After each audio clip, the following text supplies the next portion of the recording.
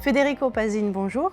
Bonjour. Vous êtes le directeur d'HEC Montréal et nous allons parler de l'attractivité de votre école auprès des étudiants français. Mais alors, avant toute chose, quand on dit HEC Montréal, forcément, on pense à HEC Paris, HEC Lausanne, mais en fait, ça n'a rien à voir. En effet, ces écoles sont des écoles distinctes, indépendantes, non liées. Elles ont la particularité de partager le même nom.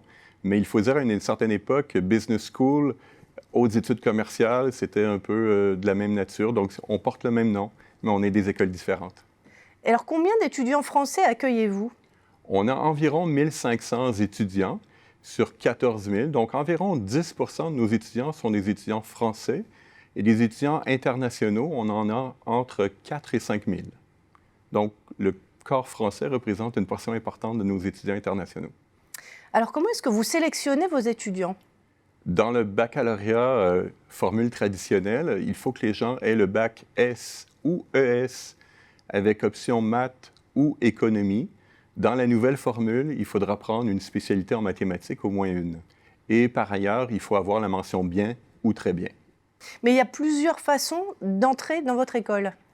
En effet, les lycéens entrent dans un programme d'une durée de 4 ans, alors que ceux qui ont fait une classe préparatoire, que ce soit une année ou qu'ils ont complété les 2 années, vont venir dans une formule en 3 ans. Mais dans tous les cas, ils doivent avoir la mention bien ou très bien au bac.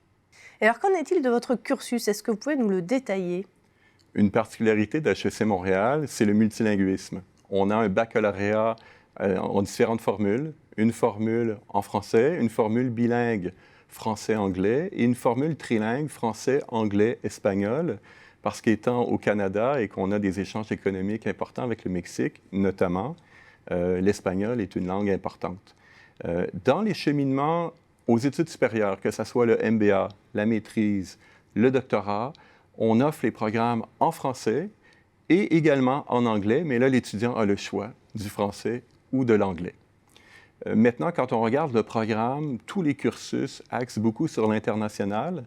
HEC Montréal a le plus gros programme d'échange au Canada.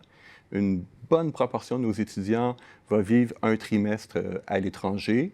Il faut savoir aussi qu'on a beaucoup d'étudiants internationaux, donc on côtoie des étudiants internationaux durant le programme. Donc, l'internationalisation est une des qualités du programme. Ensuite, je dirais la pédagogie. On a des petits groupes, des groupes de 50 ou 60 étudiants au baccalauréat et encore plus petits aux études supérieures.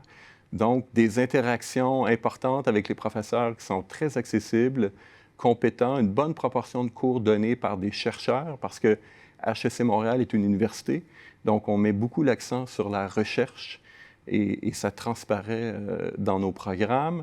Je dirais qu'on a une vie associative très intense. On a des étudiants très impliqués, que ce soit en développement durable, que ce soit en lien avec la communauté d'affaires.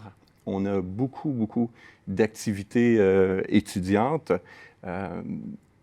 Et par ailleurs, nos programmes, je dirais qu'on a un cursus qui permet une grande polyvalence du côté de nos diplômés et une spécialité en fin de cursus, que ce soit au BA. Et là, on offre énormément de possibilités. HEC Montréal est une école où il y a beaucoup d'étudiants, donc beaucoup de professeurs, 300 professeurs-chercheurs. Donc, on a la possibilité d'offrir des programmes très spécialisés en intelligence artificielle, en big data, en business analytics, mais aussi marketing, management, ressources humaines et une multitude d'autres. Si vous allez sur notre site Web, vous allez être impressionné par le nombre de programmes qu'on offre, à la fois dans les programmes au baccalauréat, mais également aux études supérieures. Donc, je dirais une variété de cheminements possibles, une pédagogie où on met aussi l'importance sur les cas, les simulations, les expériences concrètes et réelles. Il y a des possibilités de stage dans plusieurs de nos programmes. Donc, à la fois du théorique et du pratico-pratique.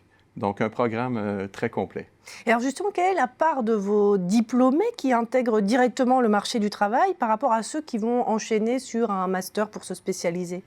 Au baccalauréat, on a environ 40 de nos étudiants qui, après leurs études, vont intégrer le marché du travail. Dans de grandes organisations, ça peut être des boîtes de conseil ou de grands groupes, et environ 60 qui vont continuer au master et peut-être ultimement au doctorat. Donc, une grande variété.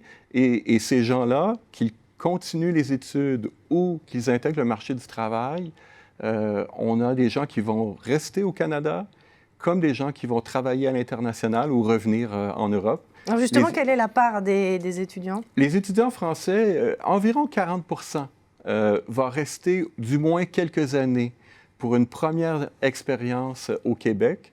Il faut dire que l'économie se porte très bien, qu'il y a beaucoup de possibilités d'emploi, que le marché du travail est très propice pour des étudiants qui viennent d'ailleurs. Donc, 40 d'entre eux restent au Québec. Je dirais qu'il y a environ 30-35 qui retournent en Europe. Et le reste, ayant eu la piqûre de l'international en venant chez nous, on va les retrouver à New York, à Shanghai, Singapour, partout. D'ailleurs, notre réseau des diplômés maintenant est très actif, peu importe où à travers le monde. Merci beaucoup, Federico Pazin. C'est un plaisir.